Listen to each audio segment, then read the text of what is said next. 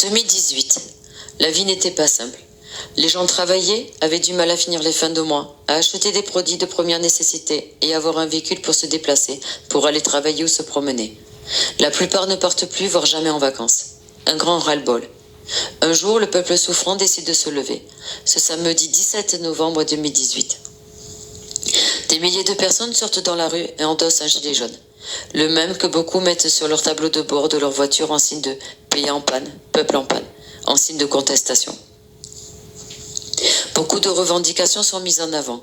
La hausse du gasoil, le RIC, rétablissement de l'ISF, la démission du président Macron, amélioration du niveau de vie des classes populaires et moyennes, entre autres.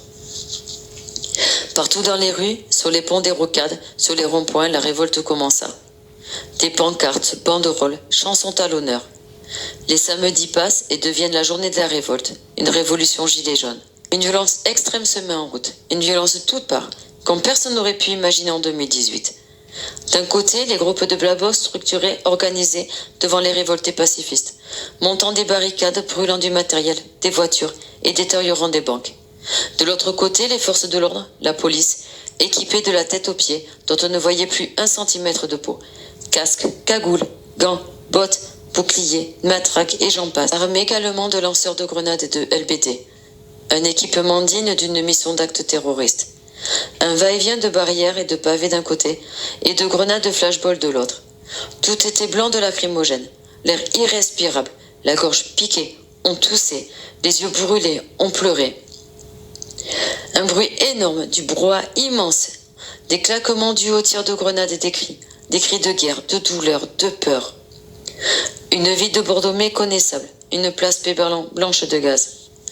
Un jour, comme les précédents samedis, un jour de 1er décembre, un homme de 35 ans, un papa, un mari, discutant avec la famille et des amis, chuta. Une grenade tomba vers son visage. Il voulut se protéger sa tête. La grenade lui arracha sa main droite. Il fut la première victime grave d'une longue série. Des cris partout. Il s'aperçut du drame en voyant le visage décomposé des personnes autour de lui. Le samedi d'après, le 8 décembre, une journée noire de victimes. Un jeune homme, manifestant avec ses amis, lança un œuf ne causant aucun dommage pour la personne qui le reçoit. Mais un instinct de violence percuta un représentant de l'ordre, un agent de police. Une grenade de trop, une main en moins, encore une.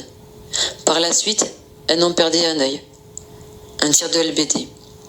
En même temps, devant la cathédrale, un nuage blanc intense. Mon premier jour de manifestation en tant que gilet jaune, j'étais avec mes parents au niveau du tram Cours Pasteur. Une date dont je me rappellerai toute ma vie. Une date gravée dans mon cœur de maman, car ce jour-là était le jour des 6 ans de ma dernière fille. Après quelques heures de marche, 2 champs à arpenter la rue de la ville, je décide d'aller un peu devant, sur cette place blanche. Des sauts par-dessus les galets de grenades, des cris, de la peur. Je monte sur un banc. Je redescends immédiatement car je ne peux plus respirer ni ouvrir les yeux. Je zigzague. Quelqu'un me voit et me met du sérum physiologique dans les yeux et sur le visage. Du monde autour de moi, dans le même état. Tous collés au mur de la cathédrale. Quelques minutes après, j'avance un peu. Je vois arriver un jeune homme, un étudiant je crois. Il avait l'air très jeune, à peine 18 ans. Ce jeune homme se met en boule contre l'une des portes des façades de la cathédrale, côté tram. Il a la joue entièrement ouverte.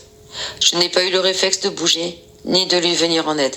Je n'ai pas eu le temps de réagir, qu'une série de grenades fusa. Je partis de l'autre côté de la rue, sur les rails du tram. Je me souviens d'une fille qui tomba sous une pluie de balles blanches. Impossible de savoir ce que c'était. Elle fut rattrapée par un petit groupe. Des tirs de LBD se firent entendre. Quelqu'un cria « Attention LBD !» Avec plusieurs personnes, je partis me protéger dans une ruelle. D'un coup, je sentis un coup sur ma capuche. Puis, une douleur sur la tempe droite. Je tombais. En ouvrant les yeux, je vis les pieds de quelqu'un, du sang sur mes mains. Je me relevai, sonnai. Je marchais désorienté. Au bout de la ruelle, je m'assis sur le trottoir. Un strict médic vient s'accroupir devant moi. Il n'eut pas eu le temps de me soigner que les forces de l'ordre rebalançaient des tirs. Je continuais à avancer sans savoir où j'allais.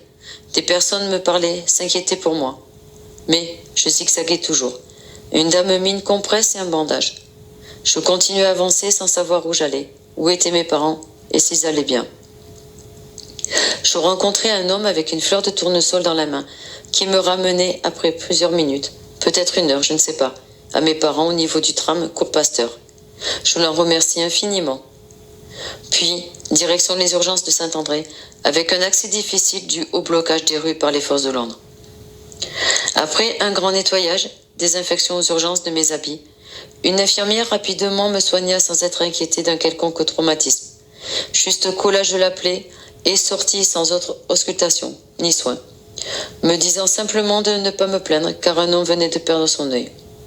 Un petit bobo qui me coûta depuis 2018, sans compter le visage gonflé, bleui et douloureux pendant des semaines. Un enfoncement maxillaire, une mâchoire avec un blocage en ouverture, des névralgies quasi tous les jours à la moindre fatigue, sans compter les maux de tête, et pratiquement tous les soirs en m'endormant, chantant même boum et une secousse au niveau de ma tête.